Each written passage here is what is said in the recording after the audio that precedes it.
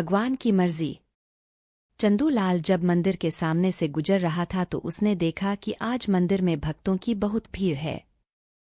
एक पल उसने रुककर सोचा कि आज तो भगवान ने मेरा काम आसान कर दिया। अब लोगों की जेब काटने के लिए आज मुझे बस अड्डे जाकर धक्के खाने की जरूरत नहीं पड़ेगी।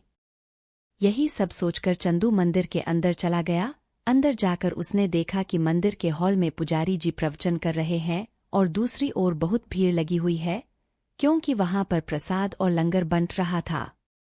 इतनी भीड़ देखते ही हाथ की सफाई में माहिर चंदू मन ही मन खुश होने लगा। उसने अपने आप से कहा कि लगता है भगवान की भी आज यही मर्जी है कि आज मंदिर से ही धंधा शुरू किया जाए। शातिर चंदू ने कुछ ही मिनटों में खास लोगों की जेब पर नजर घुमाकर अपना शिकार तलाश कर लिया। उसने देखा कि एक आदमी भगवान के चरणों में गिड़गिड़ा रहा था, हे भगवान, जब से मेरी शादी हुई है एक दिन भी सुख चैन से नहीं गुजरा, ना दिन में चैन है, ना रात को ठीक से सो सकता हूँ। मैं अपनी जिंदगी से बहुत दुखी हो गया हूँ। आप जल्दी से मुझे अपने पास बुला लो।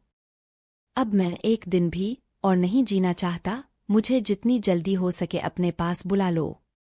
करीब खड़ी उसकी पत्नी ने कहा, हे भगवान, तुम मेरे पति की बिल्कुल मत सुनना। तुम इनसे पहले मुझे इस धरती से उठा लो, क्योंकि इनसे अधिक तो मैं दुखी हूँ।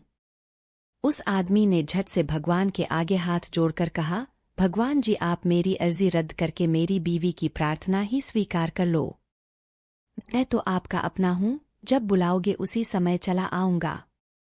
अगले ही पल भीड़ का फायदा उठाते हुए चंदू ने थोड़ी धक्का मुक्की करते हुए अपनी पत्नी से बहस करने वाले उस व्यक्ति की जेब से उसका पर्स उड़ा लिया। जल्दी से भागने और लोगों में दहशत फैलाने के लिए उसने उसकी बीवी को नीचे धक्का दे दिया।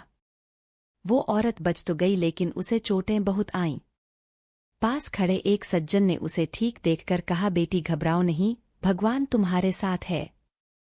वो औरत दर्द से कराहते हुए बोली, आप ठीक कह रहे हैं, वरना मुझे इतनी जोर से धक्का कौन देता। काफी होशियारी दिखाने के बावजूद भी चंदू मंदिर में जेब तराशी के जुर्म में पकड़ा गया।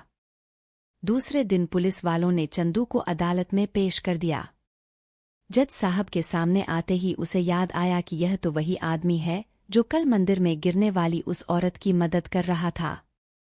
यह तो बहुत ही धार्मिक प्रवृत्ति का इंसान है और इसका भगवान में अटूट विश्वास है। इसी ख्याल से चंदू ने जज साहब से कहा, जनाब, यह जेब काटने का काम मैंने नहीं किया। यह काम तो भगवान ने मेरे से करवाया है। शायद भगवान की यही मर्जी थी कि मैं उसके मंदिर में आकर यह काम करूं, वरना मेरी क्या औकात है कि मैं इतनी बड़ी गुस्ताखी कर पाता। इसलिए इस जुर्म में मेरा कोई दोष नहीं है। आपने जो भी सजा देनी हो वो भगवान को ही दो। उस अदालत में बैठे सभी लोग जानते थे कि जज साहब का भगवान में अटूट विश्वास है और यह चोर उनकी इसी कमजोरी का फायदा उठाना चाहता है। जिस प्रकार इस चोर ने जज साहब को भगवान के नाम पर उलझा दिया है, अब न जाने वो इस जेब कतरेने को कोई सजा दे पाएंगे या नहीं। सारी दलीलें सुनने के बाद जज साहब जेब कतरे से कहा कि मैं तुम्हारी बात से बिल्कुल सहमत हूं कि तुम जो कुछ कह रहे हो वो सब सच है। मैं यह भी मानता हूं कि यह काम तुमने अपनी मर्जी से नहीं किया, बल्कि सब कुछ भगवान की मर्जी से ही हुआ है।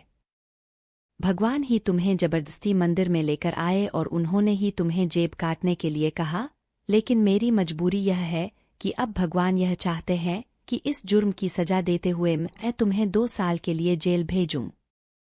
जज साहब के इस आश्चर्यजनक फैसले को सुनने के बाद अदालत में बैठे सभी लोग उनकी प्रशंसा करने लगे। जज साहब के अनोखे निर्णय को देखने के बाद जॉली अंकल भगवान के चरणों में यही विनती करते हैं कि हे ईश्वर, हम अगर वो काम ना कर सकें जो आप चाहते हैं तो हमें इतनी समझ जरूर दे देना कि हम वो काम भी ना कर सकें जिसमें भगवान की मर्जी ना हो। यह कहानी हमें यह सिखाती है कि अपनाने के लिए 1000 खूबियां भी कम है, छोड़ने के लिए एक कमी ही काफी है।